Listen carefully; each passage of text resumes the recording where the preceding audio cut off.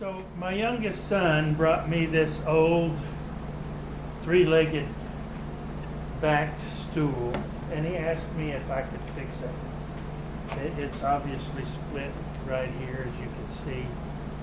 So I'm going to need to take at least some of this cover off. It's come off before apparently and been hot glued back on. So I'll try to get as much of that off as I can as well, and then I will most likely, because this elastic old and not as tight as it used to be, I will hot glue it back in place, but I'll do a better job than they did. Let's get to taking this apart, and I'll see if I can figure out how old it might be, and we'll get at it.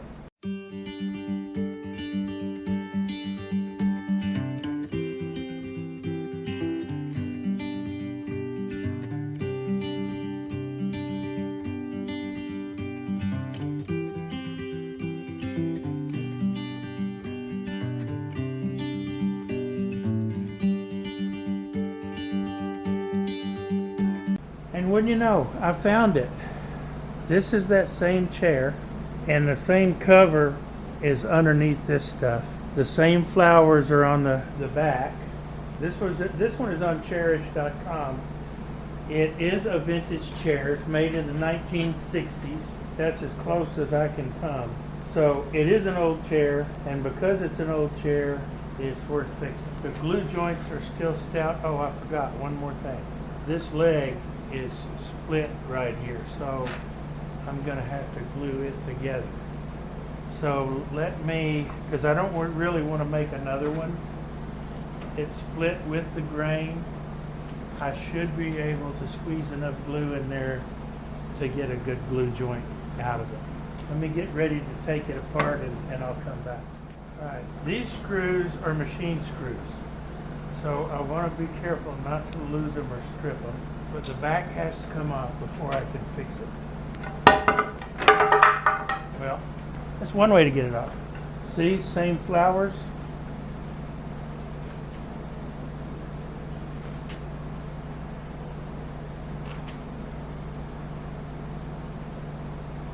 This screw that was in here has stripped and is no longer there. So I think what I will do, fill that hole with some glue and sawdust, then I can drive another screw down in there. But I won't do that until I get this glued together, driving the screw, that is. But the first thing I'm going to do is I'm going to put some glue and sawdust in there. There's a particle board backer under here that sits on top of this.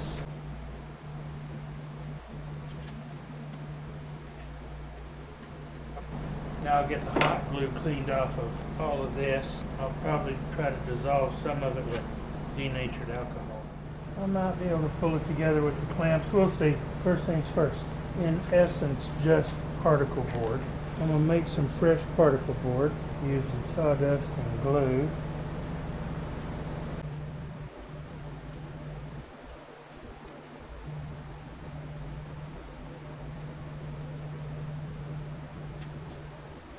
Cram all that back down in there. But I want this to be in there and to be flat.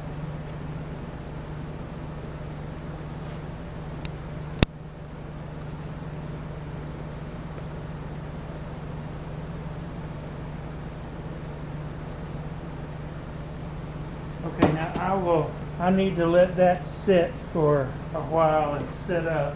So in an hour or so, I can come back, sand that flat, and then I'll start putting this thing back together. In the meantime,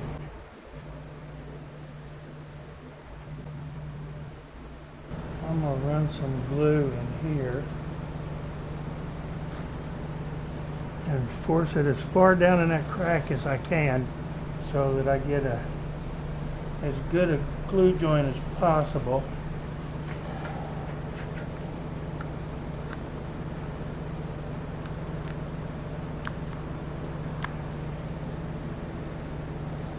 I've got some squeeze out that I don't really want. I knew I was going to have squeeze out.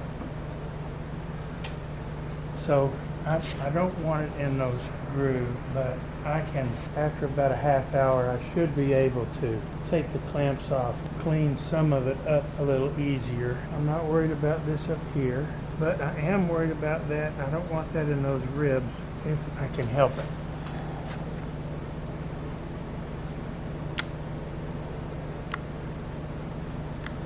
Now I put some glue in the leg, and I want to try to clamp it up.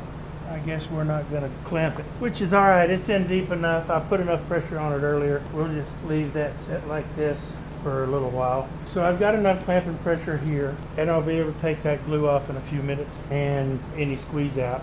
I don't want to have to sand that if I can help it, because I don't want to have to try to match that finish. It's not going to be a completely seamless repair, but at least it'll hold.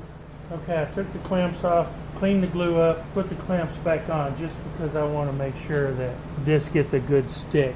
So all the squeeze out has been removed, and I can now wait. In a couple of hours I should be able to take the clamps off and get this glued up. Alright, got this off. I'm going to put the glue on it. You can see from this dark staining right here, this is where it cracked first. And it eventually, when that gave way, the rest of it gave way, probably because one of my granddaughters plopped down on it instead of sitting nicely.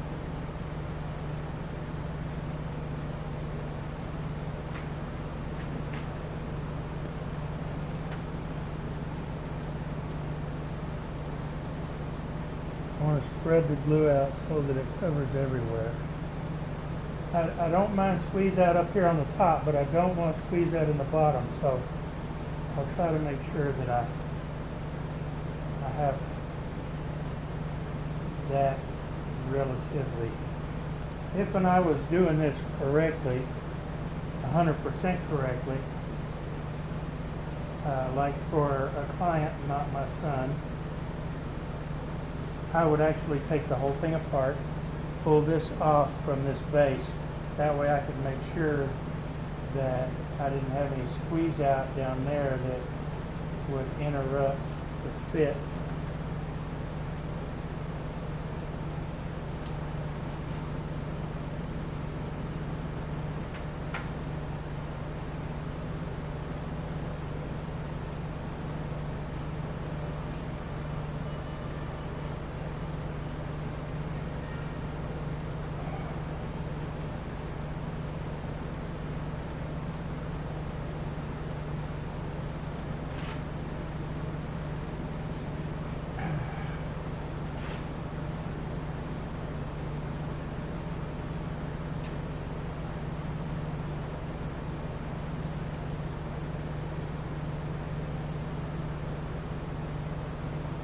Nice and flat. Got a little bit of an opening there, but there is glue in there, and I did get some squeeze out over here on the end. So except for this little bitty crack up here that you can't see, except for a little bit of a crack right there, it's glued tight from here to here. This isn't quite so much, but it is down on the bottom. So this crack probably was because this wasn't quite dry enough when it cured, or somebody was storing it in an unstable environment. Now I'll let this sit. I will let this stay clamped up overnight, and I'll go ahead and leave these clamps on overnight as well. And then when I come back out here tomorrow, because I've got to let this patch inside here dry overnight too, when I come back out here tomorrow, I can drill my pilot hole, because it's going to need one, so I don't split all that back out. I'll drill my pilot hole, put me another screw in there, make sure these are tight, glue this back up here around the edge, and clean anything up that needs cleaned up, and try to mask this split the best I can. We'll see what it looks like tomorrow. Okay, let's get these clamps off and see how it looks.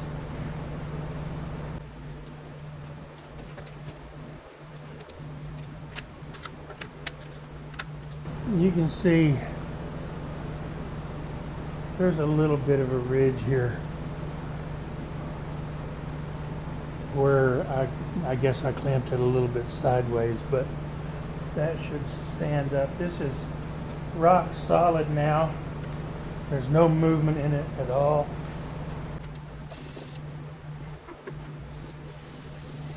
I'm just going to sand that edge smooth so it doesn't stick on anything.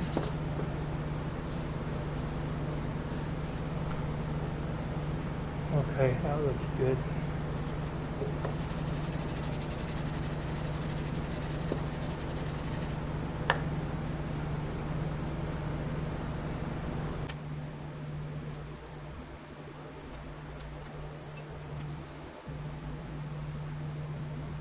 That's not bad. You can still see it a little bit, but that'll do. That will do. So now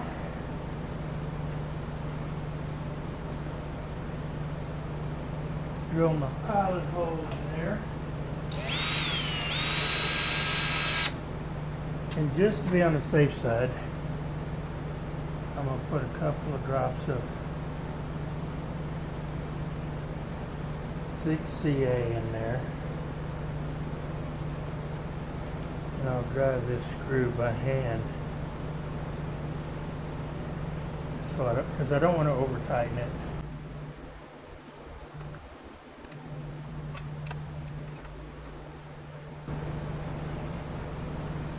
Put this one back in.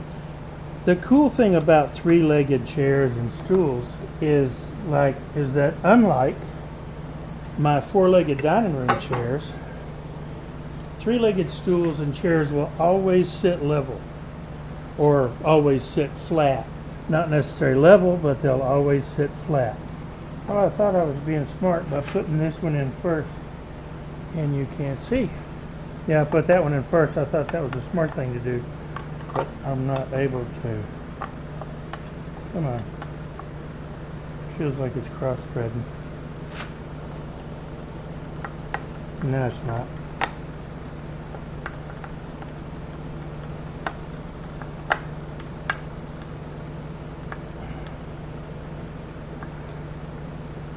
Nice and tight. Nice and tight. I don't want to strip this, so I'm not going to go all gorilla on it. That looks good. That seam looks good. I need to fasten this back, and I'm going to do it a little more neatly than they did originally.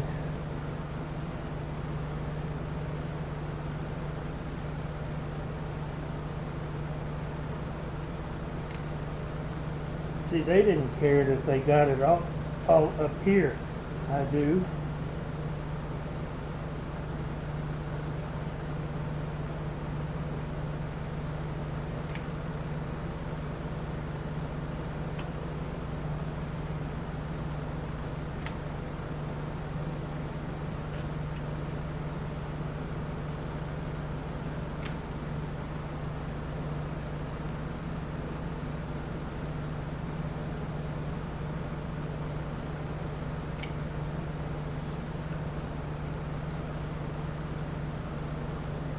See?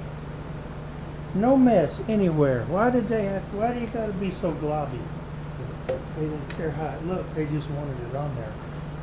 Well, I care how it looks. Not enough to clean their mess up, but enough that mine don't look like theirs. Okay.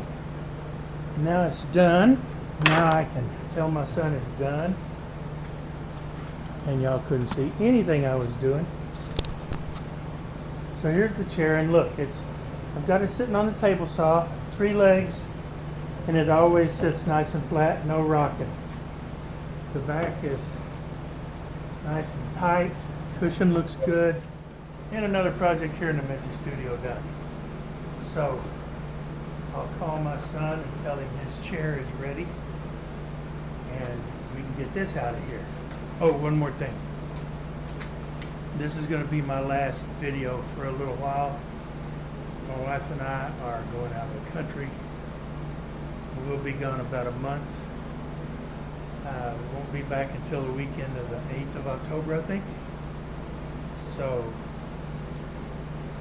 enjoy. I've set up some cooking videos on my other channel that I'm releasing one every week, and you'll be able to go watch those if you're so inclined. So more projects will be coming down the road as soon as I get back. Until then, y'all be safe.